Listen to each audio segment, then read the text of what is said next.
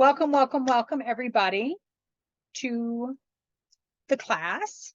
This is going to be about sleep and then some things that we can do to help us sleep better, and then a bunch of different crystals for different types of scenarios where we are challenged to sleep well.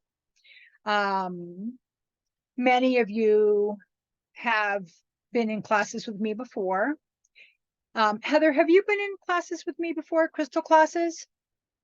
Okay, so then because everybody on this class that's here right now, actually I should go over it because other people might watch it. Never mind.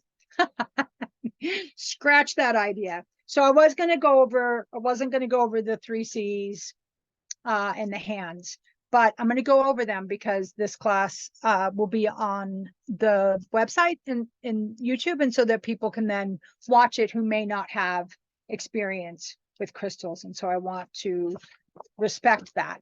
So everybody who has been with me before knows that there is there's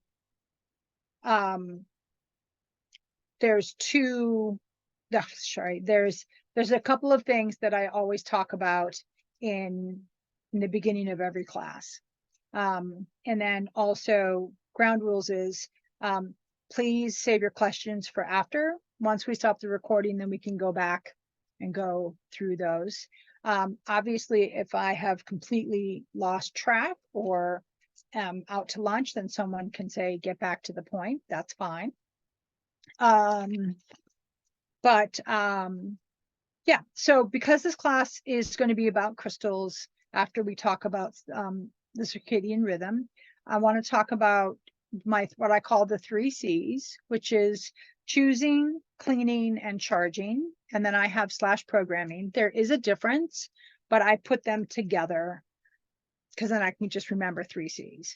And then also how to help activate one's hands. So in choosing crystals, there's lots of different ways to choose them. You can choose them by research that you've done and you're looking for a specific crystal. You can choose them by going to a rock store or looking on Etsy or going to a rock show in January in Tucson, or anything like that. And I am a firm believer of going with what winks at you.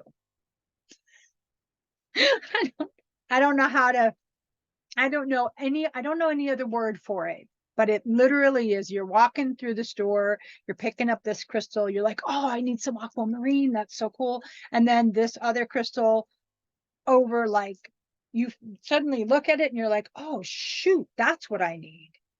And so I think that that's the way to go. And whatever format you have access to is a good format. There are amazing deals and amazing things on Facebook, different kinds of Facebook. There's opportunities on Whatnot. Jordy sells on Whatnot, sells her crystals on Whatnot. Jordy is a great resource that we have, which I think is really, getting to know your sources is another part of choosing crystals. And so finding the sources that work well with you. And, I've had sources that I trust send me stuff and say, this is rose quartz. And I'm like, ooh, not sure what you were thinking at that point, but no. And so even people who are experienced can also not always can get something not correct, or can also be fooled by things that are not genuine.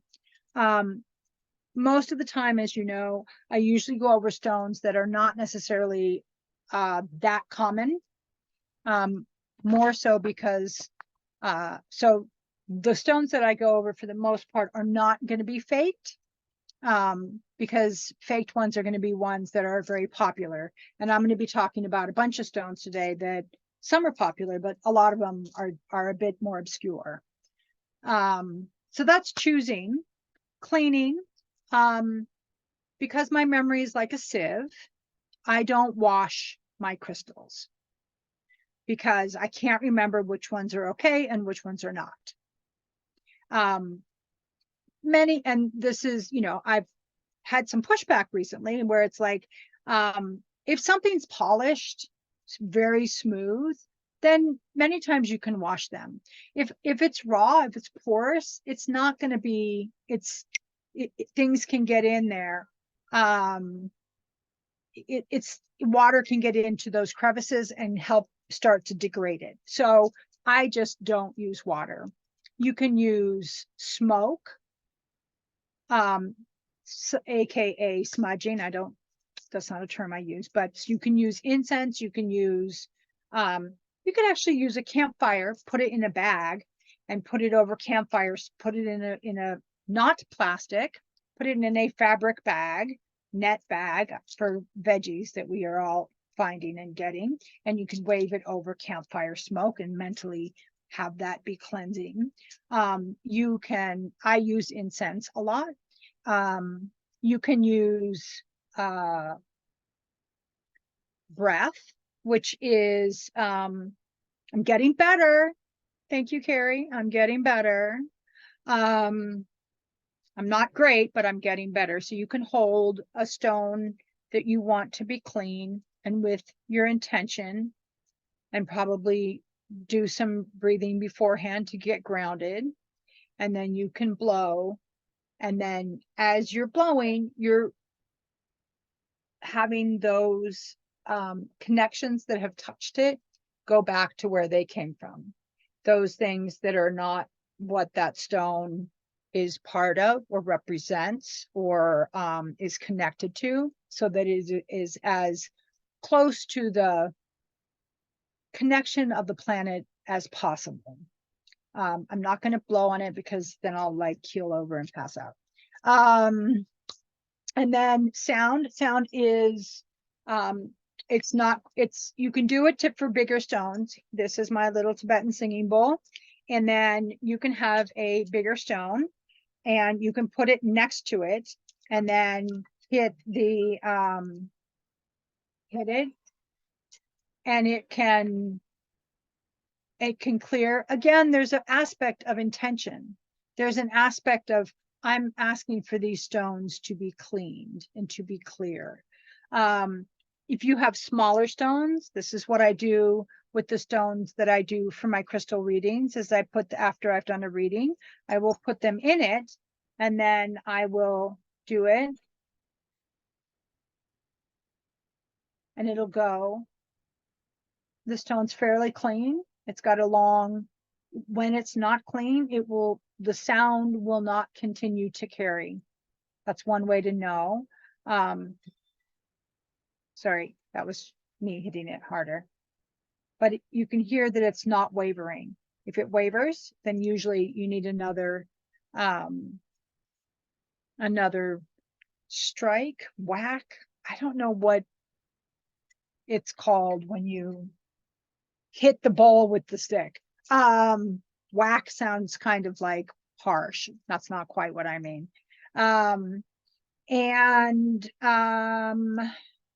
You can bury them, but then again, you have then to deal with the earth that's around them. You can have them, moonlight and sunlight and environment are also ways to clean. Again, it's back to intention. What is your intention for those stones? So that's the cleaning, and then charging and programming. Charging is allowing that stone to reconnect as much as possible to the body of the planet and to the body of those veins of that stone. And so you can do that in sunlight. I wouldn't recommend a whole day, and like I'm in Colorado, our sun beats down. I wouldn't recommend a full day in the sun, but a couple hours can really help it get charged up and feel very much more the quality of that stone. You can do it in moonlight. It, you know, obviously a full moon is, you know, that's what everybody says. You can charge your stone at any moon cycle that you want to. Will full moons as opposed to dark moons? Yes, Carrie, I heard it. I got it. As opposed to dark moons, absolutely. There's power being drawn and shine coming in. I don't think, you know, I think that it's important to just have that connection with the moon and getting the crystals charged. Programming is very much, it's what your intention is and what you're asking of these stones. Today, we're going to talk about a whole bunch of different stones. I'm not going to go into a whole lot of detail. I have spoken about some of these stones before, and if my information is contradictory, so be it. We are talking about using stones for a specific purpose, as instead of looking at a scope of a stone. So these are specific purpose for specific kinds of situations that we'll be talking about. So programming, in this case, programming would be really important before you, because it's to do with sleep, it would be before you go to bed, you would program these stones to help you get to sleep, to help you stay asleep, to help you wake up rested, whatever it is that you are encountering. So that's the programming, charging, cleaning. Oh, yes. So again, just like I said, that I'm using these stones in a specific context, which is different than talking about them as in the full context of a stone. And it is some stones, you know, I'm going to mention probably 7, 8, 9 different stones, and you pick it up and it charges you up and it keeps you awake and it's like caffeine, then don't use it. Because it's like, as my saying is that crystals are like perfume. It has a frequency, and then how it mixes with my frequency and how it mixes with your frequency or energy or pheromones or however, whatever word, everything is energy. So it goes back to your energy, may be very different. And so a stone that works and is very effective for me may not be so for you. A stone that I've worked with but didn't cut it for me may work great for you. So that's why part of why I have so many different options is so that you can, you know, let's say you hear about a stone and you want to find one, you go on to Etsy or you check in with Jordy or however you get it, and you know, another stone winks at you for in that context, by all means, that's the one to get. Okay, so that's the hands. You can rub your hands. You can, when you're working with stones, you want your palms to be activated. You can, however that works for you. Rubbing my hands together would just make them sweaty. I tend to bounce the energy back and forth in my hands, and that gets my hands activated. It also, I also find that it is, if I think about it, my hands turn on. I've been doing sensitivity work for a very long time. And so I've been working with my hands to be able to feel auras, to be able to heal in that framework. And so I'm very aware of my hands. And that is just something that takes practice. You can't, you know, if you can't build an energy ball to start with, it's okay. Rub them together, you know, get it, however it works for you, but so that has that opportunity to switch on. So that's the beginning of it. again, any questions, just save them for the end. And I'm going to talk about sleep and like different kinds of sleep issues that we face, because me saying I have a sleep problem or I have difficulty sleeping can be very different than Andrea's issues with sleep. There's lots of different kinds of areas that are affected. So the first thing I'm going to talk about is the circadian rhythm. Jordy, can you put circadian rhythm in the bar? Do you want me to do it? So circadian rhythm is the natural process that the sleep-wake cycle that all organisms on the planet are part of. Circadian.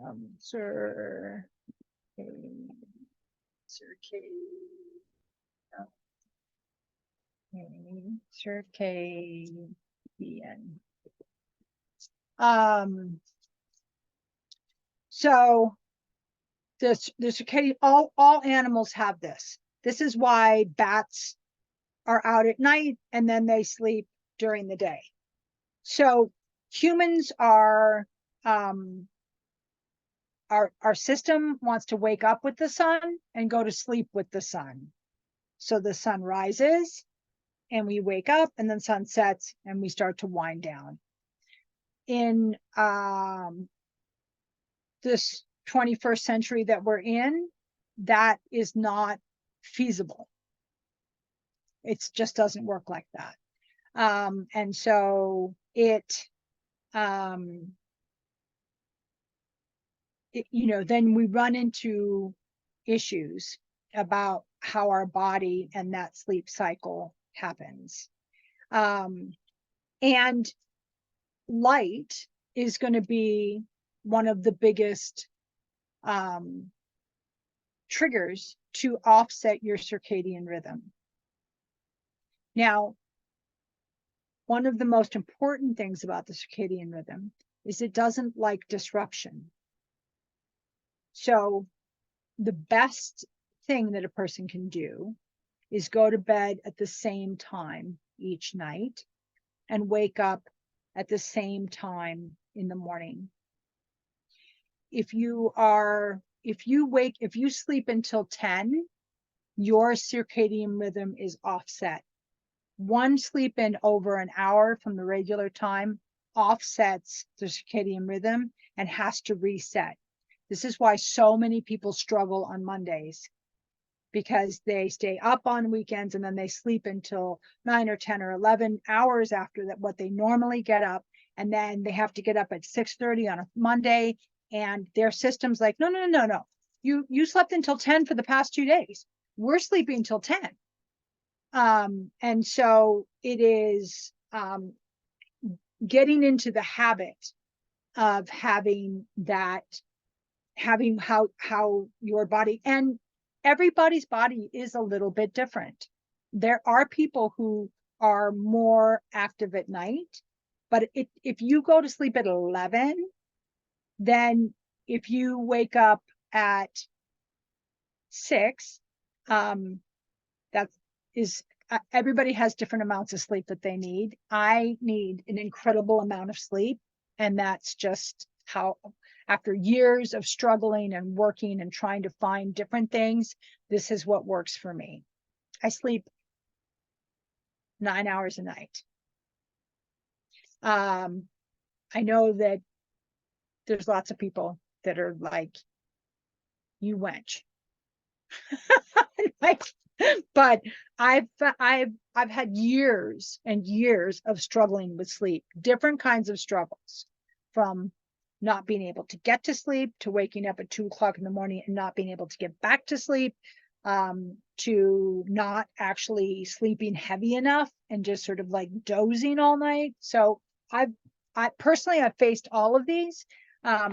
But we're going to talk about different ones, and then we will go into different crystals that can affect those different things and that can assist in offsetting those things. Again, irregular sleep patterns. Now we're going to talk, this is where jet lag, because you're resetting your rhythm. You're going through 8 hours. When I go see my mom, it's an 8 hour difference. And so we always leave so early in the morning, and then we arrive early in the morning. And I force myself and my poor kids to stay up all day until we pass out really early. And then we usually wake up a little bit early, but then by the next day, we're in the rhythm of their time cycle. But that's, if you're changing time zones, that's one of the ways to be able to deal with jet lag. Artificial light. Artificial light. The blue light that comes off of our cell phones and tablets and TVs is incredibly disruptive to the chemical balance in your brain. So when you wake up at 2 o'clock in the morning, you grab your phone because you can't quite get back to sleep, you will be up for the next couple hours, because that blue light that comes off of the phone triggers your brain that it's time to get up. This is part of the problem with getting sleep to begin with, is because you've turned off you've shut your house, you've locked your house, you put the temperature down, you get into bed, it's nice and cozy, and then you're on your phone and you can't fall asleep. So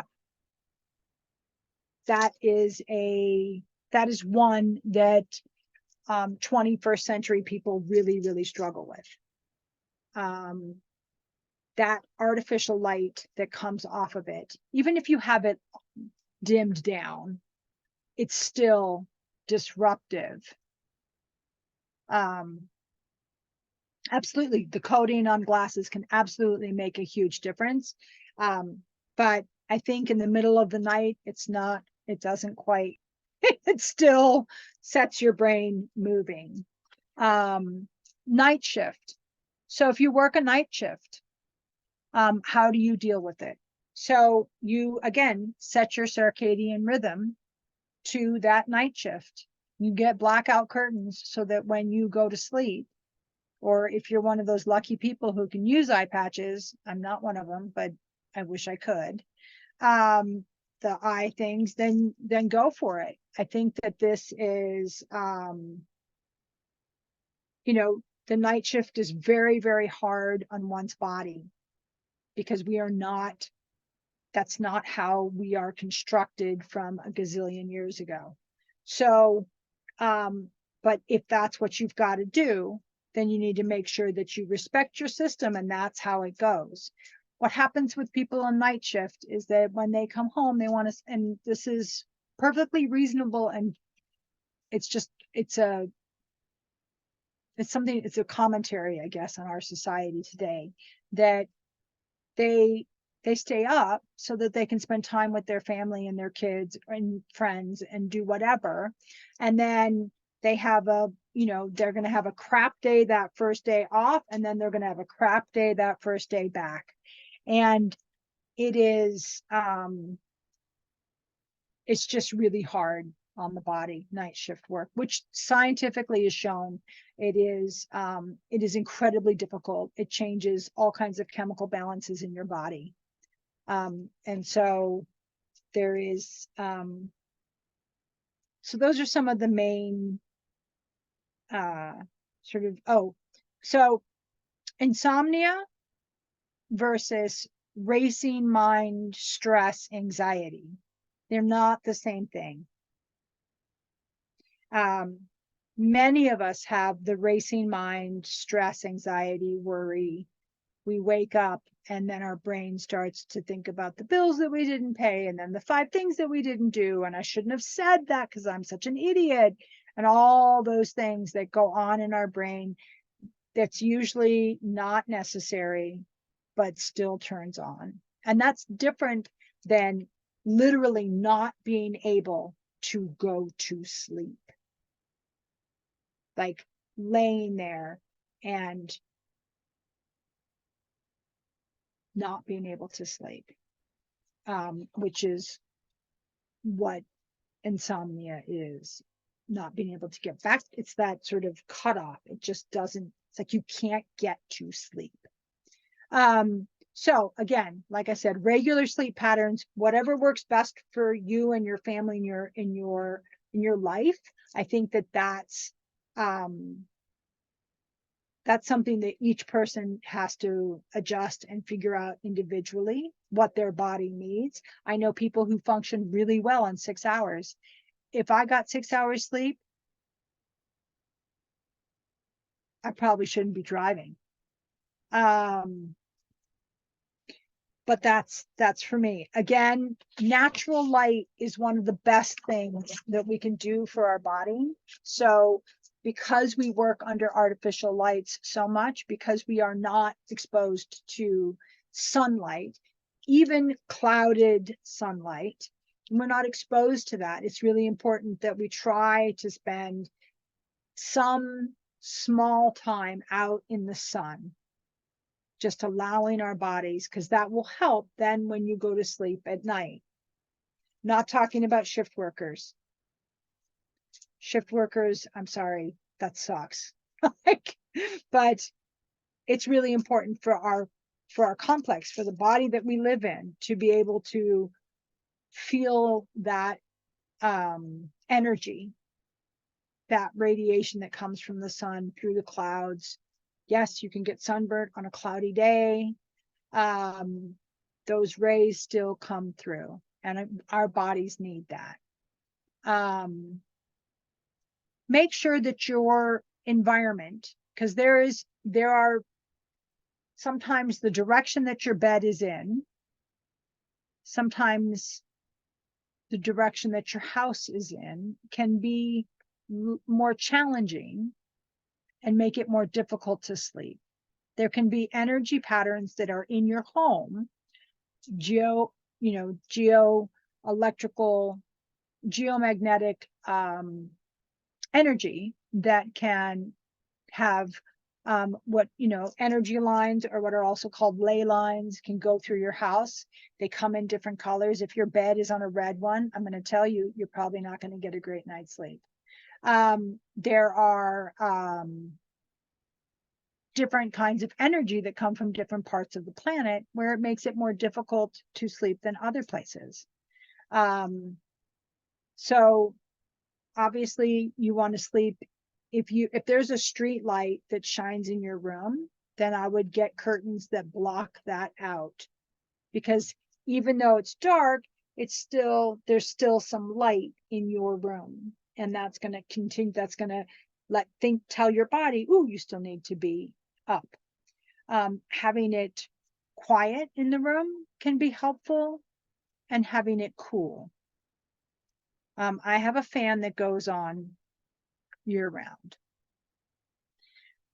When my kid was here during the summer and he was playing games all through the night, I actually would go to sleep with my earbuds. So that because the sound is pollution as well as light.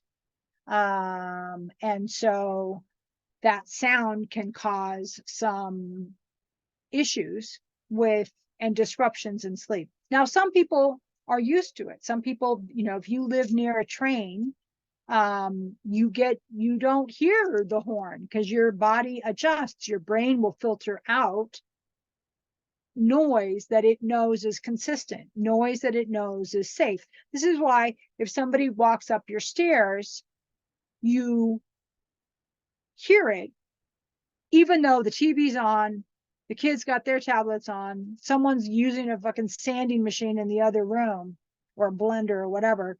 You can still hear that because it's not part of your normal sounds. So that's having a TV, not having a TV in your room is really good. Many, many people have TVs in their room, and I've had TVs in my room and I've not had TVs in my room. And I'm going to be honest, it works better when you don't have a TV in your room. If you fall asleep on the couch, you wake up in the middle of the night, grab your blanket and go and get in bed. Or, but falling asleep in front of the TV, it does a couple things. It has the noise factor, it has some light factor, and then whatever is on is also going to be putting energy into your room. And if you're not there to filter out, I don't watch horror films, so I was trying to think of a horror film, and Saw comes on, that's going to be coming in, and you're going to have some funky ass dreams because your brain and your body's going to be trying to process that out. So be aware of what you put into your system as you're winding down. Also, stimulants, coffee, tea, soda, and then on the other hand, alcohol, ADHD, yeah, that too. They have an effect on your body. When I was younger, I would be able to I drink very strong tea.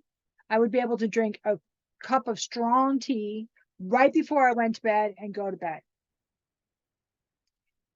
Today, I'd be laying there, looking at my ceiling, waiting for the caffeine to wear off. So our bodies change, and as your body changes, and the more sensitive you become, then the more that you need to be conscientious of how your body handles things. Eating a whole bunch of sugar right before you go to bed is not probably going to be a great way to try and get to sleep. There are some supplements that can help. Melatonin, ashwagandha. These ones can help you sleep. But again, what we want is we all want to be able to sleep as naturally as possible, and be able to stay asleep as much as possible. And then, as always, it is very, very individual. How a person responds to their sleep is as individual as each of us. So hang on a second. Let me drink some caffeine.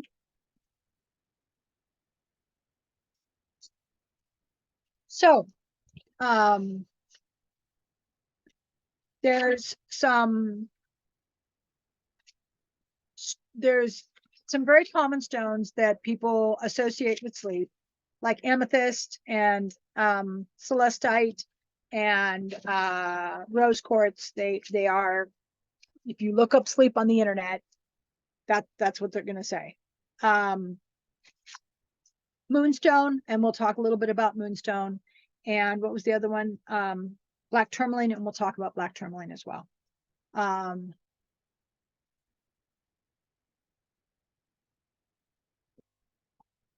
We're not going to talk about the other ones, because you can get lots of information. I don't need to. It's not. I've consolidated some specific information for specific things. One of the best stones for any kind of sleep issue is lepidolite. It is a stone that helps balance the brain chemicals, the chemicals in the brain, and it relieves the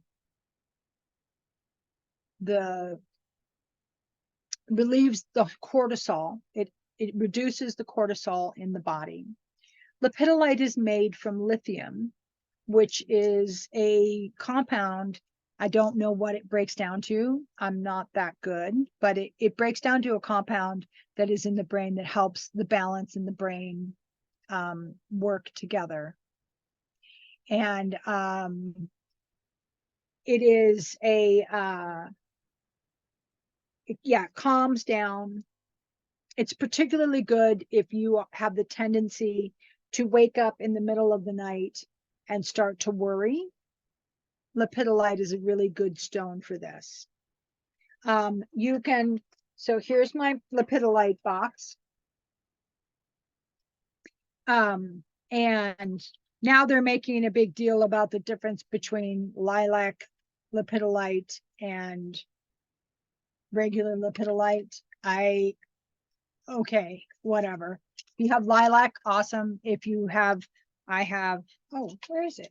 I have lepidolite is one of these stones that can go from super light to super dark. So this is some lepidolite mica. Oh, look, super light. It actually comes in all, lepidolite does not just come in purple. This is a darker sphere of lepidolite. And then this is lepidolite. And this is lepidolite. So there is no, if you get something that looks gray and they say it's lepidolite, it's a good possibility that it's lepidolite. I would use it, if you're not sure, always use another divination source to see if it is or not. I use a pendulum. If I am not sure something's genuine and real, I use a pendulum over it. And so lepidolite is really good to help calm. So it can help you calm down if you are, oh yes.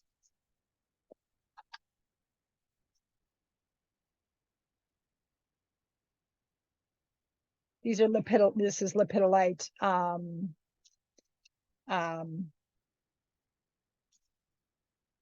Yeah, it's a kind of lepidolite. Sorry, brain just forgot it's like mica, but it's my brain, there's a name for it, but it's not in my brain right now, so we're going to keep moving. And so this is one stone that's good for trying to get to sleep.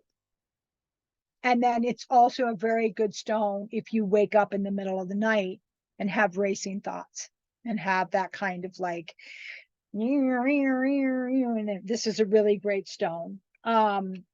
It's a third eye to crown energy stone, and many of the stones that we will be looking at either have a full range or they tend to be more up here, because what keeps us awake is not our bodies usually, unless we've had too much caffeine or we've had too much to drink. Many times what keeps us awake is our brain, is our mind, is our going over things,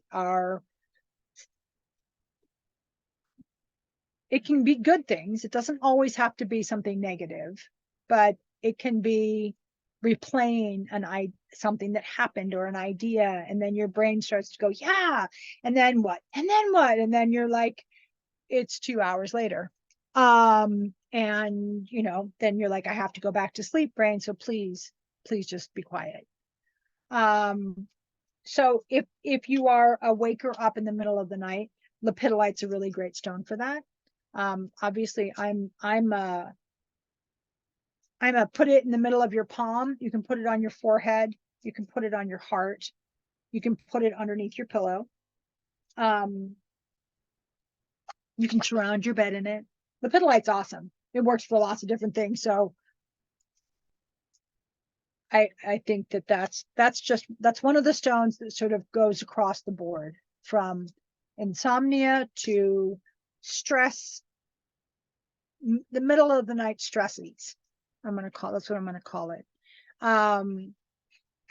So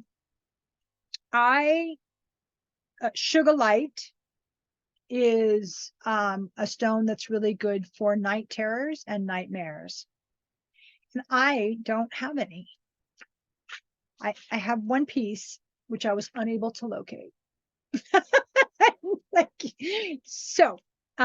But Sugilite's good for shifting it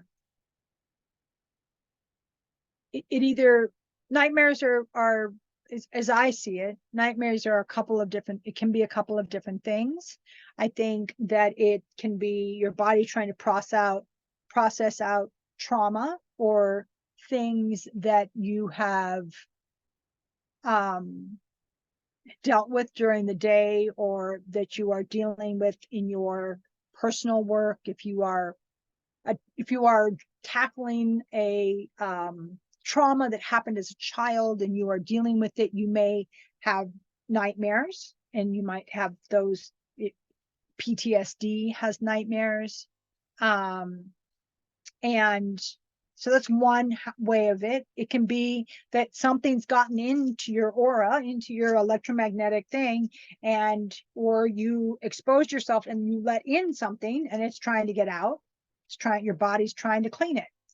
And it can also be prophetic, but usually, your clairvoyance, your sense of knowing will say that's what that is. And it can also be past lives, or not genetic,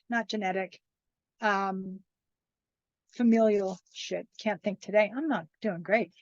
Familial, it can be something that's carried down, familial, that you are generational aspects that you are trying to take care of or address or stop. If heavy-handedness has always been a part of how you grew up and how your parents grew up and how they grew up, heavy-handedness means being beaten. And you say, I'm not doing that with my children. We are not going down that road. You may have nightmares when you're faced with the moment that you get super pissed off at your kid, and that you don't respond to it. It may have its way of working it out. So that's Sugilite. That's very good for nightmares. So insomnia. I'm going to look at a couple. I'm going to look at so we're going to look more into Mookite or Mook Jasper. And so here's a piece. And this is a piece that's borderline polychrome, but it's actually, you can research it. Mookite is what it's called now. Older books will have Mook Jasper. So some of my books have Mookite and some of my books have Mook. And what this does is this helps reduce this is another piece that's just there. Here's another piece. This one looks a little bit like okay, all right, I'll put you down. And so this Mookite is really good for that trying to get to sleep moments, those difficulties at the beginning of sleep. It's also good to, if there is electromagnetic stress in your area, it's another stone that can help sort of balance that out so that then you can sleep. I said I was just going to touch on black tourmaline. I didn't even bring any out. Black tourmaline is another one that if you are dealing with, if it's a geographic magnetic, there we go, baby. There we go. That's a nice piece. So if we are dealing with the stress that is to do with from the planet, from the house, from the neighborhood, then black tourmaline will be a great one to help give you that sense of protection that you need, that sense of feeling secure. Because if you don't feel safe up here, you don't feel safe throughout. And so that's why, and this is one of the other things about Mookite, is that it goes from the solar plexus and the third eye, or the two centers that it is connected most to, which I think is very interesting because it doesn't see it. I can feel it, but it doesn't look like it should connect to your third eye. But I can feel it. When I hold it, I can feel it. I can feel it. And so I was like, wow. So when I was doing research, I was like, that's really cool. I knew about the geomagnetic pollution, that it can really help with that, but it can also, it's one of the stones that can help with the clairs. And it's also help to clear out. The reason how it works with the solar plexus, which is before your heart, and then there's another stone we're going to look at that does the heart and the top two, which is also unique. But it helps clear out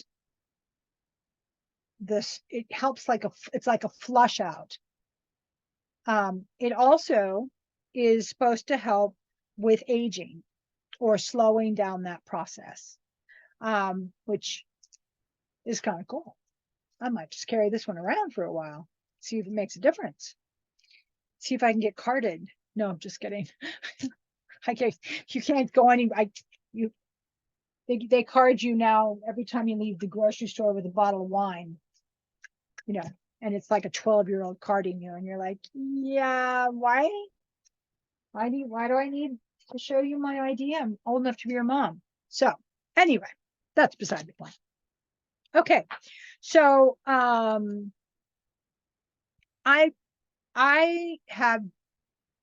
experiment with crystals. That's kind of what I do. I really like sleeping with crystal in each hand when I'm going to sleep. It feels like a circuit that works around in my body, and I really love that feeling. I do sleep with crystals on my chest as well, and then you wake up with bruises on your thigh because it rolled down to your thigh and you've been sleeping on it all night. Speak from experience. So I was working with a crystal that I found gave me incredible sleep. Did some research on it, and it is not necessarily associated directly with sleep, but it helps some of the other things. And it's called Orca agate, and I love this stone. I just love it. It can come a little bit brown as well. And then I have my heart. This is the one that left a nice big ass bruise on my thigh. And one of the things that it does is that it hits every one of our centers. It goes from the root all the way up to the crown. And sleep disorders can be imbalances in a center. It's not always going to be in your mind. It can be an imbalance in your sacral or your root. It can be an imbalance in one of the centers. And this stone helps balance all of those centers. It works really well with meditation and breath work. I know about the meditation part. I'm just going to trust that they said breath work. I'm just going to trust them because that's, but it works with all of the centers, which makes, oh, wow. That's so cool. So they found this, no, that was the I was looking at polychrome too. Cool fun fact that polychrome jasper was found when they were, yes. Oh, then it is this one. Okay, it's only found in Madagascar. When they were trying to find more ocean jasper, they found this. So it's a newer stone. It's not, got them confused, but I saw that was my fun fact. That's what I was going to say. And if I ever went to Madagascar, I probably would have to have a huge box sent back because there's weight limits when you travel overseas. And I'm sure that I would cross that weight limit just the first day. But Madagascar is on my bucket list of places to go so that I can see and go to the mines and see it and feel it. And that land has so many different crystals that come from it. Holy, baby Jesus, I can't imagine, because they range from ocean jasper to, or they just range across the board. Love it. Can't wait to go. I'm gonna go. Not this year.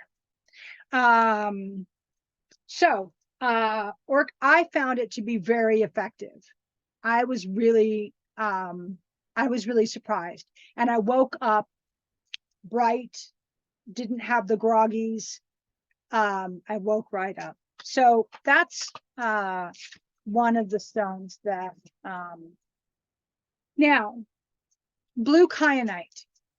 I just got to show everybody. Everybody's already seen it. My Jedi wand. Woo, woo. And then, do you think I like black? Do you think I like blue kyanite? Every time, I swear, every time I see it, I'm like, I don't think I do. I think I better get some. And yes, that's a good place for it. This one is, it said that you can put it on your forehead before you go to sleep. I would not want to do that because I would be afraid of getting slivers. I've already once scratched my cornea by having crystal dust in it. So unless it was polished, I don't think I would sleep with it on my body just because of the construction of it. Sorry. And so one of the things that it says is that as your mind starts its journey, I'm just going to hold it while I talk about it. As your mind starts its journey into sleep, the kyanite helps your body to allow your mind to go where it needs to go. And it slows things down. And it allows things for your body to process naturally, so that where your mind is, it can do what it needs to do for its time to be able to come back and be in you, with you, for you, clearly, cleanly. So it helps your mind's eye do what it needs to do, slowing down your body so that it's not trying to keep up. If astral projection is your thing, it is said to help with that. I would think that, well, I know that it can also help if you dream a lot and you're trying to see what it has to say, that blue kyanite can help you interpret your dreams. So those moments when we have a dream that we are present in, that we are aware of, that we can then remember what it was saying. And blue kyanite is a stone that can help with that. God, that slowed me down, didn't it? From the orca. Interesting. Just the power of crystals. So the kyanite's also really good for waking up at night. It's the one that I would connect to if I was waking up at night and I couldn't get back to sleep, unless there was something very specific. Because sometimes you wake up and you need to think about something specifically, or you need to pick up on something specifically. You need certain energies and you need to be conscious for it. When the moon is getting larger and full, I will wake up sometimes and I'll just get out of bed and I'll go stand in the moonlight and then go back to bed and go back to sleep. But it is, I really think that blue kyanite can help a lot for those who have the 1 to 3 wake up and can't go back to sleep. Danderite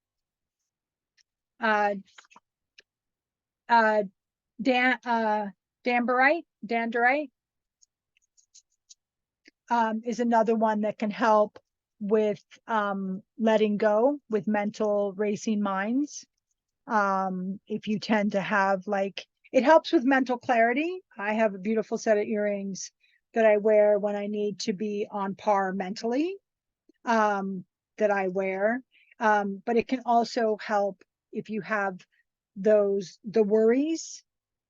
It can also help with that. If you have that come up, Dambrite is another stone that you could stick a little piece in your, well,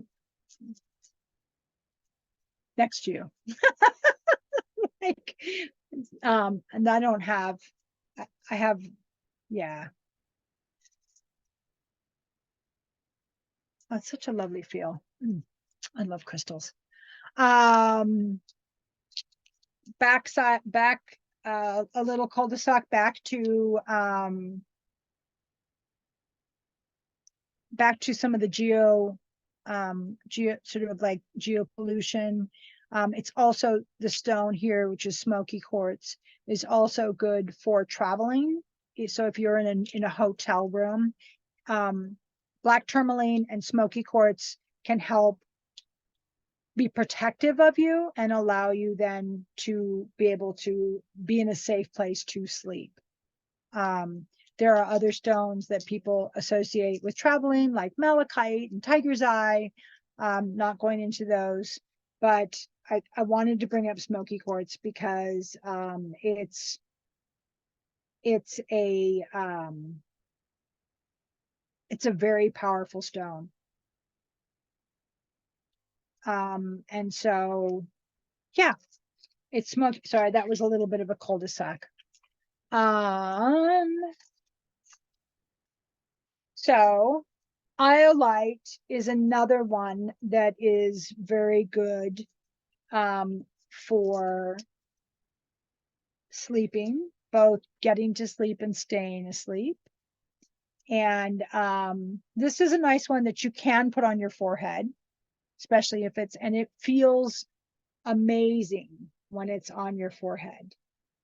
It is just, it's very much a third eye, and it just permeates the whole body and gives you that sort of clarity to see the path that you are on, to be able to stay on clear on that path. It helps clear off some of the rubbish, some of the active mind stuff, so that you can get back to your path, and that will help you sleep, because the racing minds is usually a bunch of rubbish that you're thinking about that you don't need to worry about what you said in 5th grade, because it really doesn't matter. This will get you back into where you need to be and what you need to be doing. And so there is that. And then the moonstones are also good for the geomagnetic stress and for travel. I brought up 3. It's not, moonstones is such an interesting stone. Here's one moonstone. Here's another moonstone. Here's another moonstone. Here's the pieces that I actually carry. Moonstone's another one that's really good for, if you think about it. So your body is naturally wants to sleep at night. That is a more natural thing. So it makes sense that moonstone is a stone that assists with sleeping, because it's part of that cycle. And so I think that it's it's just really, it has that ability to be part of that cycle, and to allow your body to slow down so it can do what it needs to do to repair and be ready for the next day. And then the last stone, which I was going to say my new favorite, but then I'm looking at all these stones and I'm like, oh God, I'm going to hurt somebody's feelings. is a new one that I've been working with that I absolutely adore. And it is Stitch-Tite. Stitch-Tite. It is it's a third eye to crown stone, but it also has a connection to the heart because it is often found with serpentine. They are connected in the planet and in the and so this stone is it's a rare it's connections, but it's a very high frequency stone. It's a very strong stone, even though it is a slower, not slower moving stone. You don't realize how strong it is until you've been working with it for a little bit. It's not like sometimes you pick up a stone and you're like, whoa, powerful, strong, kick my butt. Softer, absolutely, it's softer. And it is, because it does the heart and the head, the third eye and the crown, it's one of the few stones that has that connection. Not that it moves up, so it's got to go through the throat, but it is very much to do with that, is that it moves a person away from being anxious. Like lepidolite helps calm the brain down. This moves you out of that place and puts you closer to where you need to be, puts you in a it settles one's emotions. It moves you away from toxicity. If you are trying to not be affected by toxic things, interesting that I've been working with this for the past, interesting, that it allows you to move to be able to set good boundaries for with things that are toxic, and allowing a person to move forward without that being hanging on and dragging on.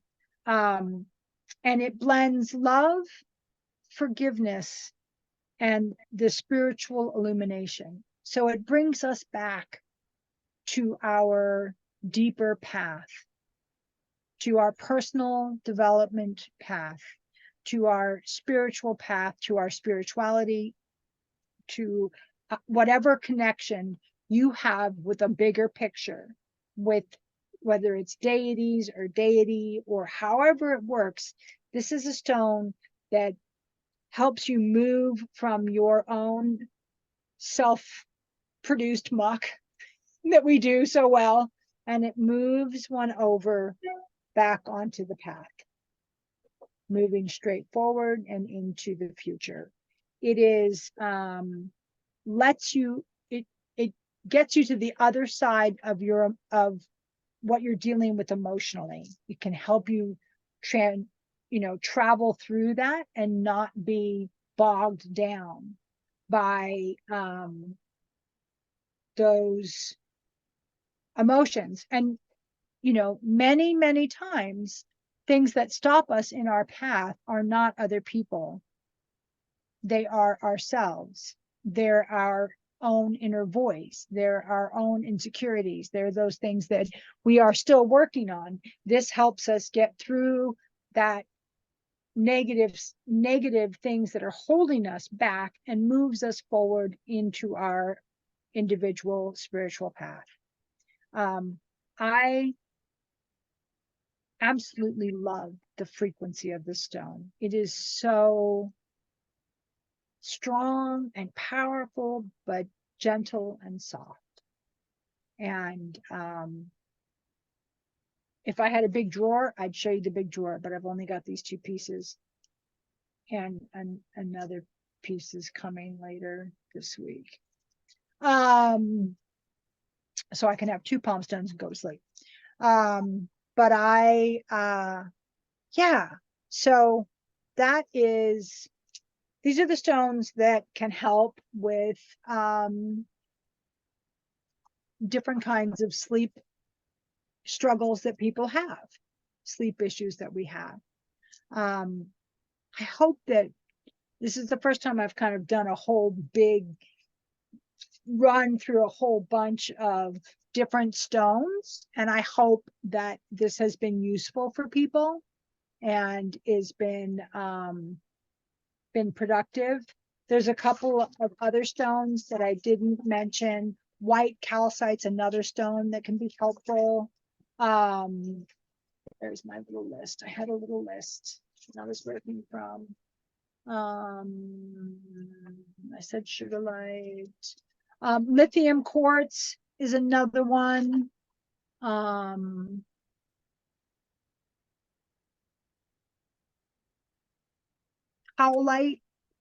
I don't know that much about it in terms of sleeping, but it's another one that was mentioned a few times. And candle quartz, which I don't also don't have that I know of. I probably do in my big unknown clear bag, but hagstone, yes, absolutely. That's such a good connection to water too. Just pull it away, just take it back. Brings up such a cleansing property. So that's what we've got for today. And I hope everybody enjoyed it. I'm going to stop recording and then we will have our chat. I wish everybody the best this week, and I will see you back next week. And I will figure out where the stop record is. There it is. No, that's not it. That's my video. Why is it? It's because this is up. Hang on. There we go. So I'm stopping the recording now. Yes.